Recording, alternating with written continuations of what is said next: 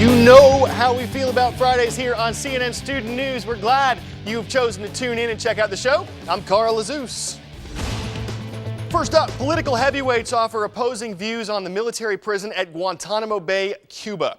Now, President Obama wants to close the facility and move many of the detainees being held there to prisons in the United States. Yesterday, he pledged not to release any detainees who might pose a threat to the U.S., but he believes leaving the Guantanamo facility open poses its own threat. Rather than keeping us safer, the prison at Guantanamo has weakened American national security. It is a rallying cry for our enemies. It sets back the willingness of our allies to work with us in fighting an enemy that operates in scores of countries.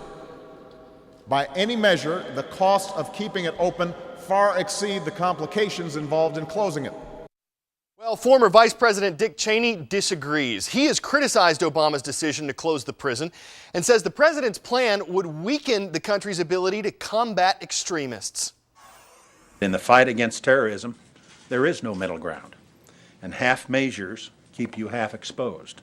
You cannot keep just some nuclear-armed terrorist out of the United States. You must keep every nuclear-armed terrorist out of the United States. Today's shout-out goes out to Mr. Smith's World History classes at Lee High School in Springfield, Virginia. When does the Atlantic hurricane season officially begin?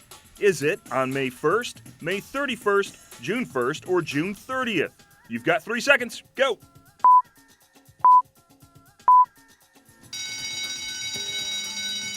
Hurricane season kicks off on June 1st. It ends on November 30th. That's your answer, and that's your shout-out. Predictions are in for this year's hurricane season, and NOAA, the National Oceanic and Atmospheric Administration, says it should be about normal. The agency is forecasting 9 to 14 named storms. They predict 4 to 7 of those will turn into hurricanes, with 1 to 3 becoming major storms. Just to compare, last year we had 16 named storms, 8 became hurricanes, 5 of which were major. Scientists are able to make these predictions in part based on information they learned from flying into these storms. iReporter James Brierton has more on the hurricane hunters. Some light rain here on Long Island, nothing for the crew of the Hurricane Hunter aircraft behind me. We're used to flying through some of our most severe hurricanes to get the National Weather Service the latest information. They stopped here at Republic Airport as a part of their week-long severe weather tour. NOAA's Lockheed WP-3D Orion turboprop aircraft slices through a hurricane as nerves inside rattle with every wake of turbulence. Because as a pilot, I was trained to fly to stay away from bad weather, and now that's my mission, is to fly into bad weather. The plane itself is just a 1976 P-3. It's not structurally enhanced at all. There's a lot of scientific gear in the back that makes it special, but up here, it's pretty much an airliner. Once inside the hurricane, the crew releases a probe to measure the storm's power. The data is then sent back to the Hurricane Center in Miami. Long Island hasn't seen a major hurricane in over 2 decades, but the threat still remains. So the problem you have here is just like you mentioned, you can go a whole generation without a substantial impact from a hurricane, so it becomes a story rather than something someone lived. And I think the challenge there is convincing people that this threat is real for them, because even though it's a rare event, it will happen again. So we come up here to remind people, don't let your guard down. It's been a while since Long Island's got hit by one. Who knows what this season will bring. At Republic Airport on Long Island, I'm James Brierton. I report for CNN. Well, from Long Island to Virginia, where football star Michael Vick is home after serving 21 months in a federal prison. 2 years ago, Vick pleaded guilty to financing a dogfighting operation. He could return to pro football as soon as September, but does Vick deserve a second chance in the NFL? Here's Carol Costello to explore the issue. Call it Michael Vick's Great Big Redemption Challenge. There are those who say the former superstar hasn't paid quite enough for his dogfighting sins. Humiliation, prison, and $3.7 million plus in legal fees are not nearly enough.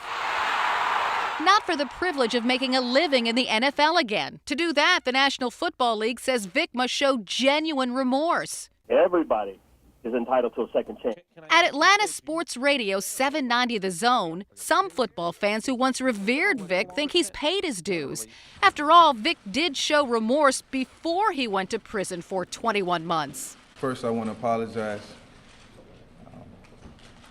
for all the things that I've done. But for the animal rights group PETA, Vic's apologies don't add up to genuine remorse. We think that Michael Vick has lost the privilege of having his remorse, if he does choose to express it, taken at face value. And we feel that we do need to see some evidence that he's capable of it and that it's genuine before it can be taken seriously. PETA actually wants Vic to undergo a brain scan to see if he's capable of remorse. What authority does PETA have? You have guys busted on coke, vehicular homicide, domestic abuse. They get in front of the commissioner. Nobody's taken a brain scan to Roger Goodell to show the authenticity of their remorse, and Michael Vick ain't doing it either. So that whole notion is preposterous. And there's the thing. The NFL has reinstated lawbreakers before. I'm angry. I'm mad at myself. In 2000, Baltimore Ravens linebacker Ray Lewis pleaded guilty to obstruction of justice in a murder case. In 2005, Ravens running back Jamal Lewis went to prison on drug charges. Both are now NFL superstars. I don't know if it's hypocrisy, but it certainly seems as if Michael Vick has been targeted as the greatest villain around. And there are plenty who understand why. Animal rights groups say Vick viciously abused animals who could not fight back. Dogs. And you know, many in America consider dogs members of the family.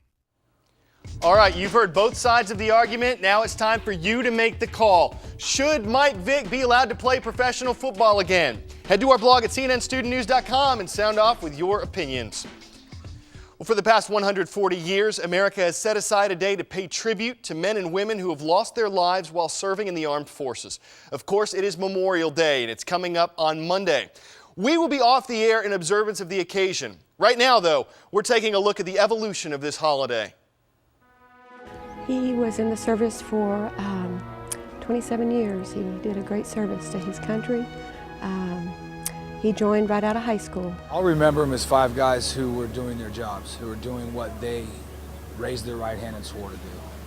And that is the purpose of Memorial Day, to honor those who've served our country and are no longer with us.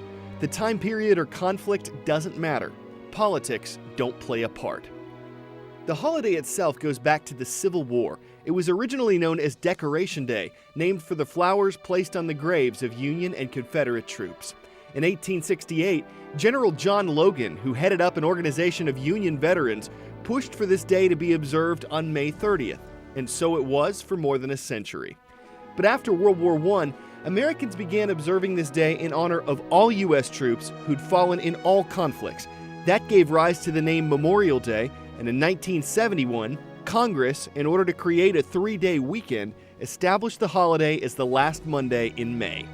This year, as always, you'll see American traditions observed at Arlington National Cemetery, in addition to religious ceremonies, parades, and events across the country.